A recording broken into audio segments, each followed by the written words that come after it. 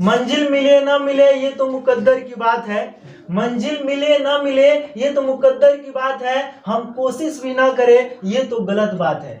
चलिए प्रश्नावली 7.2 के दूसरा नंबर क्वेश्चन में चलते हैं। दूसरा नंबर क्वेश्चन क्या कर रहा है, ध्यान दीजिएगा।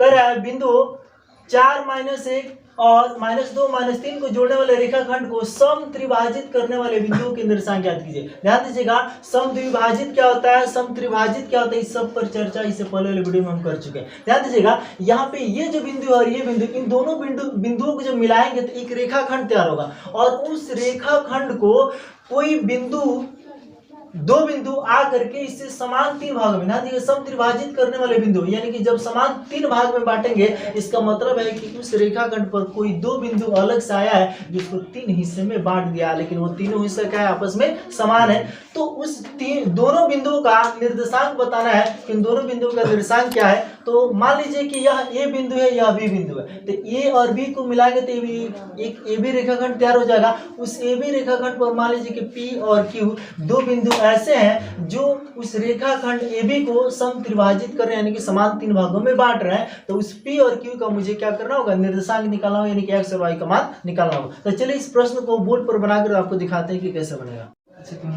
माना कि बिंदु ए 4 -1 और बी -2 -3 को जोड़ने वाले रेखाखंड ए बी को 2 अन्य बिंदु, यानी कि जब इसको इस ए बी को जोड़ रहे हैं तो एक ए बी रेखाखंड प्राप्त हो रहा है और इसी रेखाखंड को, यानी कि जो ए बी रेखाखंड इसे 2 अन्य बिंदु पी और क्यू सम त्रिभाजित करती है, यानी कि समान 3 भागों में बांटती है। तो हमें पी और क्यू का निर्देशांक ज्ञात करनी है। तो ध्यान दीजिएगा, एक ए बी रेखाखंड यहाँ तैयार कर दिया है, ए और बी का निर्देशांक आपको दिख रहा है और इसी ए बी रेखाखंड पर पी और क्यू 2 बिंदु ऐसे हैं जो इसको सम त्रिभाजित करें, यानी कि ए से पी की दूरी, पी से क्यू की दूरी और क्यू से बी की दूरी, यानी कि यह तीनों आपस में क्या है बाबू, समान है। सम त्रिभाजित मतलब कि समान 3 भागों में बटा हुआ। तो मुझे इस पी बिंदु का भी निर्देशांक बताना है और क्यू बिंदु का भी निर्देशांक बताना है कि पी का निर्देशांक क्या होगा। इससे पहले वाले वीडियो में या इससे पहले वाला क्वेश्चन में मुझे सिर्फ एक बिंदु का निर्देशांक ज्ञात करना था, लेकिन बाबू जितना काम हम एक बिंदु के लिए किया है उसी तरह से मुझे 2 बार यहाँ काम करना है, एक पी बिंदु के लिए और एक क्यू बिंदु के लिए, और दोनों बिंदु का अलग अलग निर्देशांक निकाला ही नहीं, यानी कि पी बिंदु का भी एक्स वाई और क्यू का भी एक्स वाई।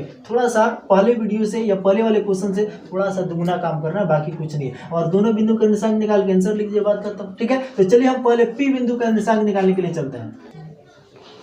देखिए बिंदु P, ये जो बिंदु P है यह ए बी रेखाखंड को किस अनुपात में बांटी है। तो ध्यान दीजिएगा, अगर इस बिंदु P से देखा जाए तो इधर एक हिस्सा बच रहा है और इधर कितना हिस्सा, 2 हिस्सा, इसलिए यह 1:2 में विभाजित करते हैं। तो बिंदु P के लिए तो ध्यान दीजिएगा, हम x1 y1 सब लिख लेते हैं। तो ये वाला जो बिंदु है यह x1 y1 का काम करेगा और यह x2 y2 काम करेगा। और इस बिंदु P को अगर ध्यान से देखा जाए तो यहाँ से हम लोग क्या देखें कि 1:2 में विभाजित किए, तो यह एक जो है m1 का काम करेगा और 2 जो है m2 का काम करेगा, ठीक है ना। तो यहाँ पे लिख दिया x1 बराबर 4, y1 -1, x2 -2, y2 -3 और m1 1 और m2 कितना है बाबू, 2।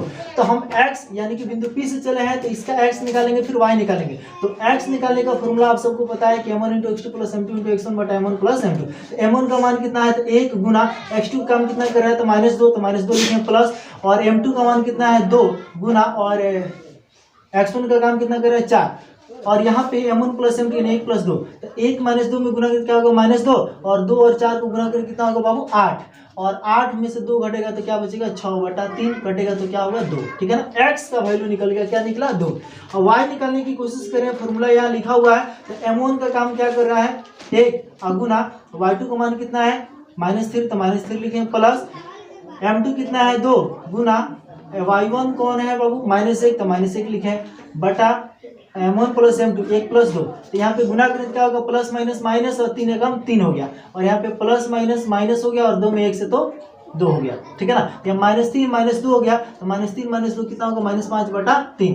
तो y का भी मान यहाँ हम निकाल लिए, तो यानी कि बिंदु P का निर्देशांक ऑलरेडी यहाँ निकल चुका है, ठीक है ना। बिंदु P का निर्देशांक क्या हुआ, यह 2 और -5/3। फिर मुझे Q का भी निर्देशांक निकालना है। तो बिंदु Q जो AB रेखाखंड को 2:1 में विभाजित करते हैं, कैसे समझे? अगर बिंदु Q से देखेंगे तो इधर देखिए एक हिस्सा यह, एक हिस्सा यह, यानी कि इधर 2 हिस्सा बच रहा है और इधर कितना, एक हिस्सा, इसलिए यह 2:1 में बटेगा। ठीक है ना?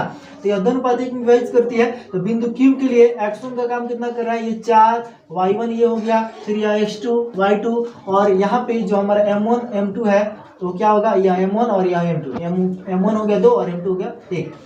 x निकालने के लिए फॉर्मूला यहाँ लिखा हुआ है, और m1 का काम कितना कर रहा है 2, और गुना x2 का काम कौन कर रहा है बाबू, -2, तो -2 लिखे, प्लस m2 1 हो गया, गुना x1 कितना है 4, तो 1 गुना 4 हो गया। ठीक है ना? और बटा के नीचे ध्यान दीजिएगा, m1 + m2 तो 2 + 1। ठीक है?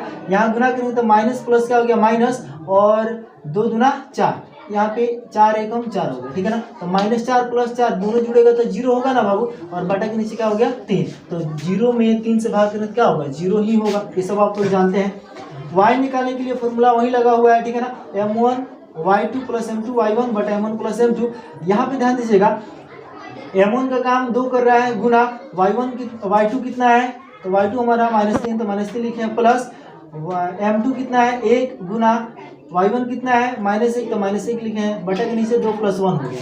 यहाँ गुना होगा तो क्या होगा, प्लस माइनस माइनस, 2 3 6 हो गया, और 1 में -1 से गुना करें तो -1 हो गया, -6 -1 क्या होगा, -7, बटा के नीचे 3, ये -7 बटा 3 हो गया। तो यहाँ भी बिंदु Q का भी x और y निकल गया, यानी बिंदु Q का जो निर्देशांक वो कितना है, 0 - 7 बटा 3 है।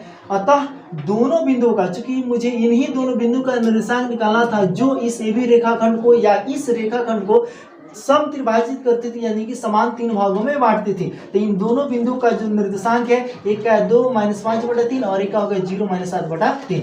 तो इस दूसरा नंबर क्वेश्चन का यह वीडियो यहीं पे समाप्त होता है। आप इसका स्क्रीनशॉट भी ले सकते हैं, और वीडियो यदि आपको अच्छा लगा तो इसे लाइक करें, शेयर करें, और अभी तक आप हमारे चैनल को सब्सक्राइब नहीं किए तो सब्सक्राइब जरूर करें। चलिए हम तीसरे नंबर क्वेश्चन के लिए अगले वीडियो में आते हैं, तब तक के लिए जय हिंद।